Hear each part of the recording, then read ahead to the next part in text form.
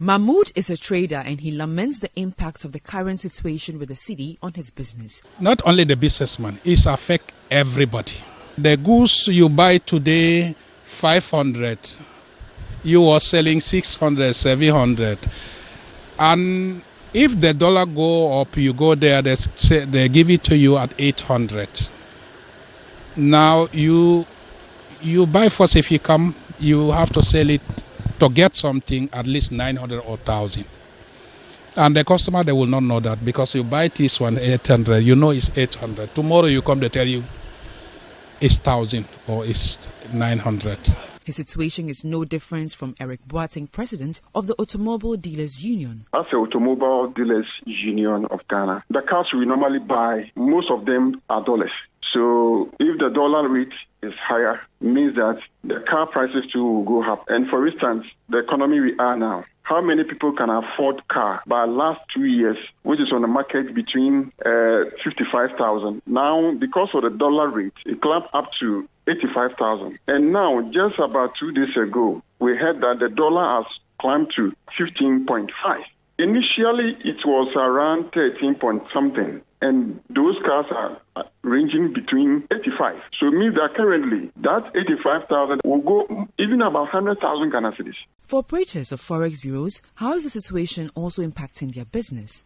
Well, actually, when you used to go up, people don't come like when it's coming down. Yeah, because when it's going up, they used to maybe, it's going up, so let me hold it to maybe what I want. So they don't come regular like maybe it's coming down. But what are the reasons for the current trend? Joe Jackson is the acting CEO of Dalex Finance. Since 2022, the city has been falling, really crashing. And that's because we are in the middle of an economic crisis. And unless you put that in context, this will seem we are in an economic crisis.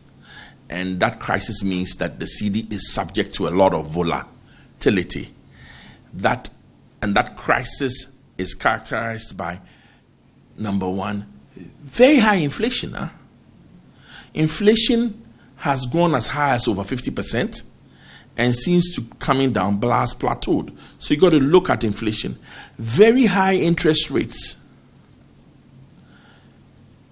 very high unemployment, very high taxes, and what? Low growth.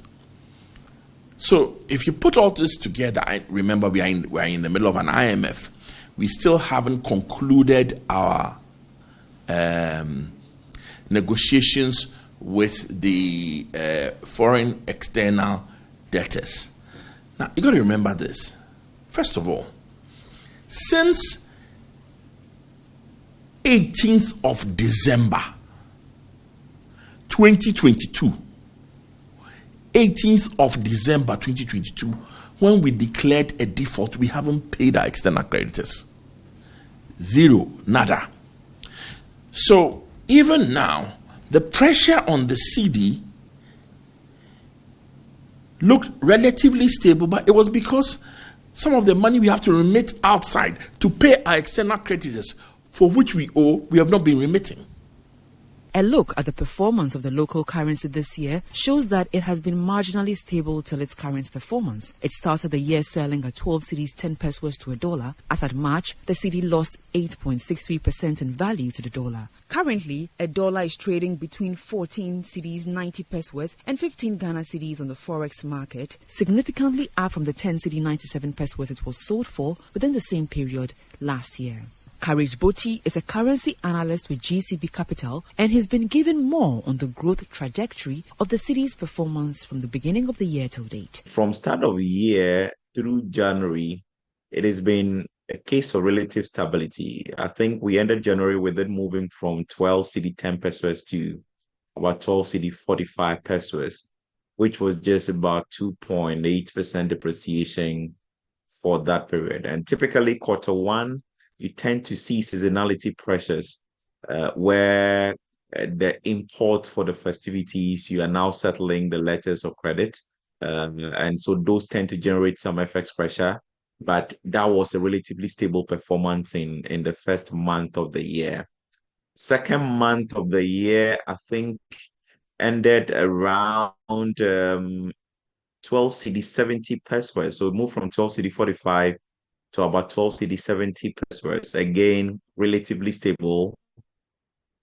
4.72% depreciation up until that point in time.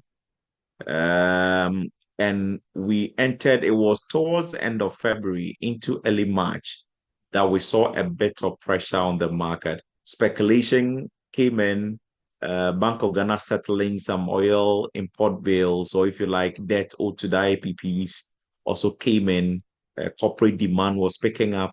And Q2 is another seasonality period where you tend to see a lot of demand pressure from multinationals who are repatriating dividends.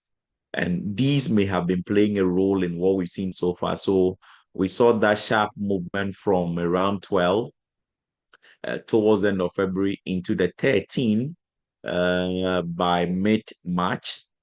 And then there was a sense of stability post mid-March until the recent spate, where towards the early April period, you saw another surge into the 14 territory. And now we're talking about 14.5, 14.7, depending on which market you are looking at it from. And that would translate into now about 17.12% depreciation versus the USD year to date. Despite calls for government to take some drastic actions, Joe Jackson also projects that the cedi will end the year within 15 Ghana cedis and 16 Ghana cedis. I would say it could become a lot worse if the signaling from the government and the central bank is not right. Then it will be a lot worse.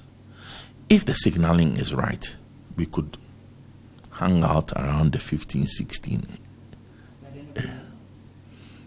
I wouldn't be surprised. The cedi struggles to maintain value beyond the short term continues to raise concerns about the economy's long-term transformation. As a result, market watchers are urging sustained efforts to ensure its stability is guarded against future shocks. My name is Nete Ajahu for Citi Business News.